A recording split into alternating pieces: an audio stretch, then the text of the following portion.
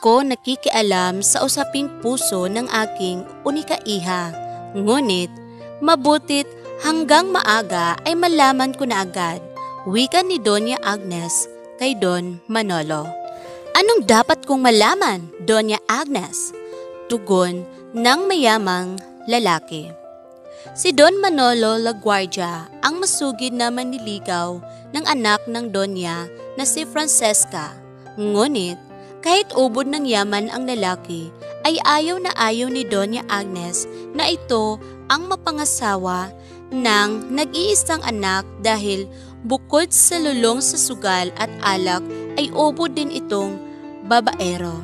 Kaya maraming magulang sa kanilang lugar, mapamayaman o mahirap ay umiiwas dito.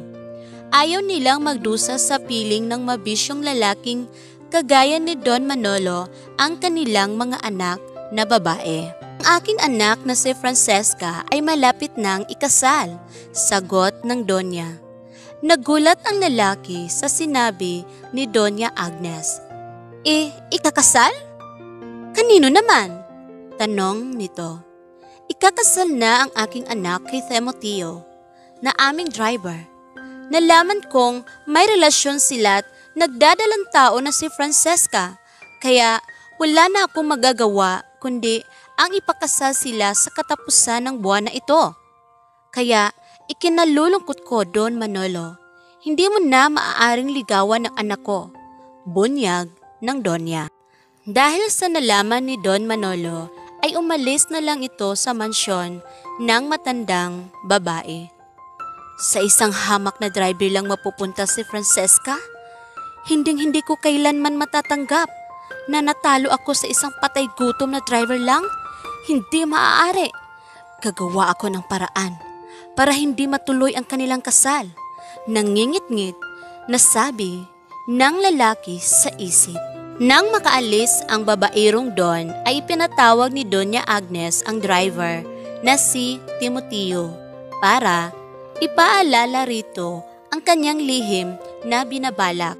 Hindi naman lingis sa iyo, Timoteo, na ang kasal ninyong dalawa ng iyong senyorita ay isang palabas lamang.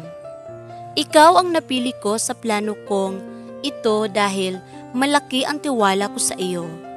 Malakas ang kutob ko na si Don Manolo'y hindi naniniwala sa bastang salita lang na walang katiyakan, kaya dapat na matuloy na ang inyong huwad na pag-iisang dibdib.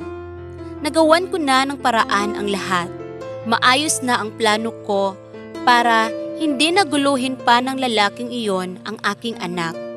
Sa ngayon, bago ang nakatakda ninyong kasal, ay ipagpatuloy mo ang pagkukunwari na kayo'y magkasintahan. Ngunit, kailanman ay huwag mo siyang kakausapin kung walang ibang taong nakakakita sa inyo. Batid mo ang mangyayari sa iyo sa sandaling suwayin mo ang utos ko. Diba? Hayag ng mayamang babae. Naiintindihan ko, senyora. Pakakatandaan ko po ang inyong utos, sagot ng lalaki na magalang na tumango sa amo. At isa pa, pagkatapos ng kunwaring kasal ay tapos na ang pagiging magnobyo ninyo. Tapos na ang ating kasunduan. Huwag kang mag-alala. Bilang kabayaran sa iyong ginawa ay permanente na ang iyong pagiging driver sa pamilyang ito. Dahil ayaw mo namang magpabayad, sisiguraduhin kong may matatanggap kang pangkonsuelo man lang mula sa akin. Dapat na ring matapos sa lalong madaling panahon ang pagpapanggap ninyong dalawa dahil ang sabi sa akin ng aking anak ay may napupusuan na rin siyang ibang lalaki. Hayag pa ni Doña Agnes. Ikinatuwa ni Timoteo ang kasunduan nilang iyon ng matandang babae sapagkat simula pa lang ay lihim na niyang iniibig ang anak nitong si Francesca. Kahit pa napaka-imposibleng magustuhan din siya ng kanyang senyorita ay masaya na rin siya sa pagkakataong iyon na ibinigay sa kanya. Alam niyang dukha lang siya at malabo ang pag-ibig niya rito, kaya kahit kunwa-kunwari lang ay para na siyang nasa langit sa sobrang kaligayahan. Nang minsan dumalo sila sa isang marangyang okasyon, ay tampulan sila ng tsismis ng mga bisita roon, lalo na ng mga mayayamang kaibigan ng pamilya ni Francesca. Hindi nila akalain na naroon din pala si Don Manolo na kinakantsawan ng mga kaibigan nito. Siya pala yung patay gutom na kasintahan ng anak ni Doña Agnes? Di ko akalain na mahina palang utak ng babaeng iyan. Sabad ng isa pa. Oo, siya nga, ang burot na driver na kasintahan ni Francesca. Hindi na nahiya ang lalaking yan sa kanyang pagkatao sa nagawang pumatol sa kanyang senyorita? Pamanlibak na tugon ni Don Manolo sa mga kausap. Nang marinig ng dalawa ang patutsada ng lalaki, ay niyaya na ni Francesca si Timoteo na umuwi upang makaiwas sa iskandalo. Ngunit nakatunog si Don Manolo na sinundan pa sila at patuloy na nagparinig. Tela, yata ibig kang masarili ng driver mo, Francesca. Mapang-asar nitong tanong. Hindi na umimik ang babae. Hinila nito sa braso si Timoteo at pilit na pinasakay na sa kotse. Huwag mo na siyang pansinin, Timoteo. Umalis na tayo sa lugar na ito. Utos ng senyorita. Opo, senyorita. Tanging tugon ng driver. Halos natakihin naman sa puso si Don Manolo sa katatawa habang paalis ang dalawa. Opo, senyorita.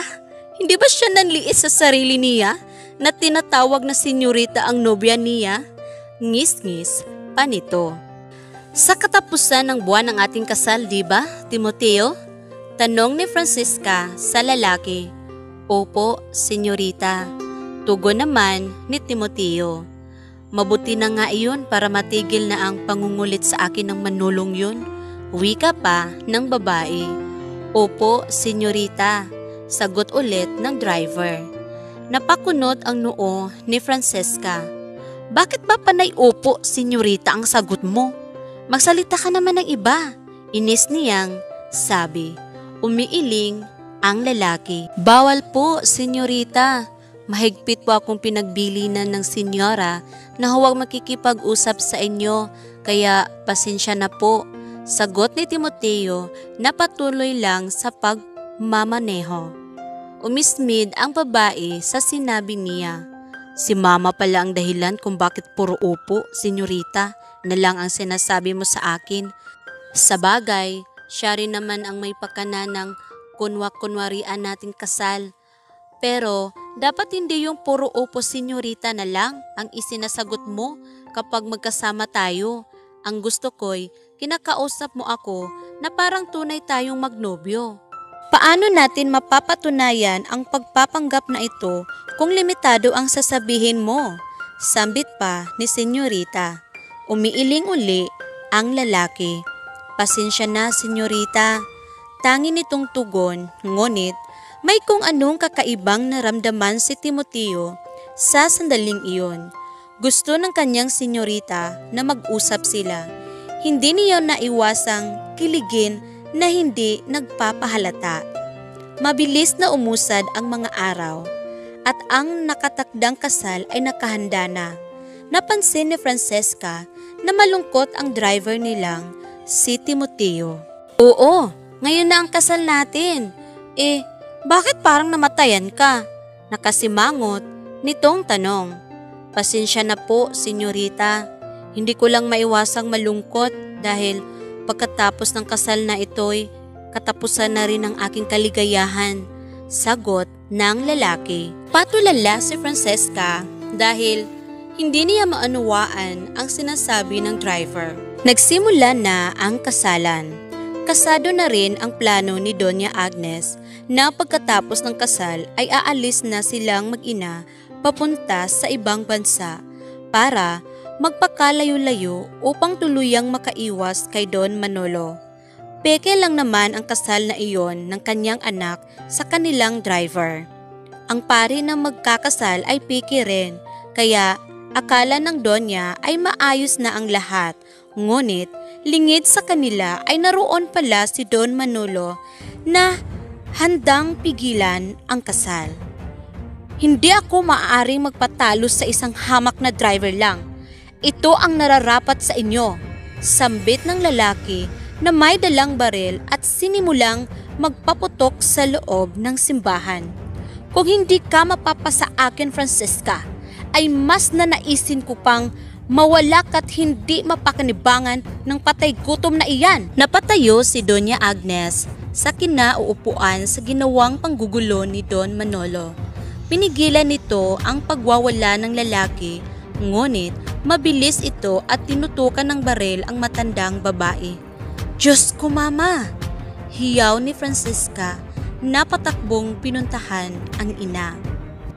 Bago pa makalabit ni Don Manolo ang gatilyo, ay mabilis itong sinugaban ni Timoteo at pinagsusuntok. Wala ka kasing sama, Don Manolo. Pati mga inosenteng buhay ang idadamay mo pa sa kahibangan mo. Hindi ako papayag na may gawin kang masama kay senyorita at senyora. Ito ang sa iyo. Wika ng lalaki na pinagugulpi ang hibang na Don.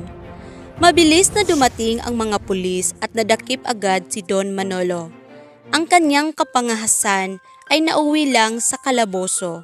Walang nagawa ang yaman niya dahil sa dami ng taong nakakita sa ginawa niyang panggugulo sa simbahan ay mas lalo pa siyang nadidiin. Dahil sa nangyari ay nawala ang lahat ng kanyang kayabangan at siguradong manghihimas siya at manglamig sa rihas na piitan. Laking pasasalamat ni Doña Agnes at Francesca sa driver nilang si Timoteo sa ginawa nitong pagliligtas sa kanila. Utang namin sa iyo ng aking anak ang aming buhay, iho. Anuman ang naisin mo'y nakahanda akong ibigay, sabihin mo lang, wika ng Donya. Tumango lang ang lalaki at napangiti. Wala po akong hinihiling na kahit ano, senyora. Ginawa ko lang po ang tama. Mapagkumbabang sagot ni Timoteo. Kung wala siyang hihilingin, Mama, ako ang mayroong hihilingin sa inyo. Sabad ni Francesca sa ina. At ano naman iyon, iha? Sambit nitong napatingin sa anak. Napabuntong hininga muna ang babae bago nagsalita. Maaari po bang ituloy namin ang kasal, Mama? Tanong ni Francesca. Ikinagulat ni Doña Agnes at ni Timoteo ang inihayag ng dalaga. Kung pwede po ay pagbigyan niyo ang hiling kong pakasalan si Timoteo, Mama. Ang gusto ko'y totoong kasal at hindi pike. Bunyag ng anak. Nagulat si Doña Agnes na hindi makapaniwala sa mga sinasabi niya. Pero iha, di ba ang sabi mo'y mayroon ka ng lalaking pinakaiibig? Ano itong sinasabi mo na gusto mong pakasalan itong si Timoteo? Naguguluhang tanong ng Donya. Ang lalaking sinasabi ko sa iyo, Mama, ay ang lalaking matagal ko na talagang iniibig. Subalit sa kabila ng aming magkaibang antas sa buhay ay nagkaroon ako ng pangamba na ipagtapat sa inyo dahil siguradong tututol kayo. Hindi ba kayo nagtataka kung bakit agad akong pumayag nang sabihin yung magpanggap kaming magkasintahan? Dahil lihim ko siyang iniibig, Mama. Mahal na mahal ko si Timoteo. Hayag naman ni Francesca. Napanganga si Timoteo sa pagtatapat ng kanyang senyorita. Totoo po ba ang sinabi niyo, senyorita? Mahal mo ako? Gulat na tanong ng lalaki. Oo, Timoteo, mahal na mahal kita. Kaya nga, nang malaman kong ikakasal tayo'y, pinapangarap kong sana ay totoo na dahil matagal ko nang hinangad na ikaw ang aking maging kabiyak. Nilapitan ni Timoteo ang babae at hinawakan ito sa mga kamay. May aaminin din ako sa iyo, senyorita. Matagal na rin kitang minamahal. Alangan lang ako dahil malayo ang agwat ng ating pamumuhay. ikaw ay langit at ako ay lupa. Kaya nang utusan ako ng iyong mama na magpanggap na iyong kasintahan ay laking tuwa ko dahil pagkakataon ko na iyon para mapalapit sa iyo. Kaya nga sobra rin akong nalungkot nang sumapit ang ating kasal dahil tiyak kong pagkatapos ng pagpapanggap ay mawawala ka na sa piling ko. Bunyag pa ni Timoteo. Napaluha na si Francisca sa katotohanang inamin ng lalaking pinakaiibig niya. Hindi na rin napigilan ni Doña Agnes na mapaiyak sa pagtatapat ng dalawa sa isa't isa, kaya nakapagdesisyon na siya na huwag nang hadlangan ang nararamdaman ng mga ito. Napatunayan din naman niya na mabuting tao ang lalaking gusto ng kanyang anak, kaya wala siyang karapatang tumutol. Bueno, itutuloy ninyo ang naudlot na kasal, pero ipangako ninyo sa akin na bibigyan ninyo agad ako ng apo ha? Nakangiting sabi ng Donya.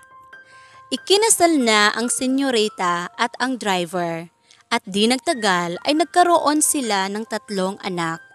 Ang tunay na pag-ibig ay walang pinipiling estado sa buhay, basta nakapaghihintay lang sa tamang panahon. Hanggang dito na lamang mga katropa. Sana ay nagustuhan nyo ang kwentong ito. Maraming salamat sa patuloy na walang sawang pagsuporta sa aking munting channel. Hanggang dito na lamang. Hanggang sa muli. Paalam and God bless.